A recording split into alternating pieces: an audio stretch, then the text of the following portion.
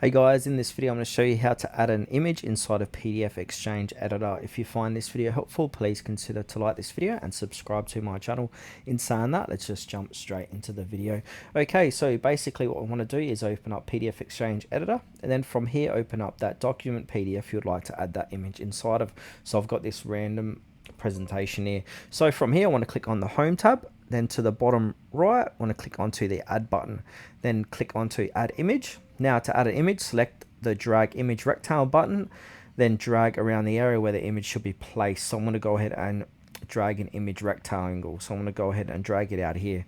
Then from here, we've got the option to add an image. So I'm going to go ahead and add this image of this lady here. So we can got a couple of different options. So we can use this as a stamp or content item. I'm going to go ahead and click on content item, and then you can see here it's been added. Now if I want to go ahead and change it, I can. So I can go ahead and click onto that, and that's going to change it.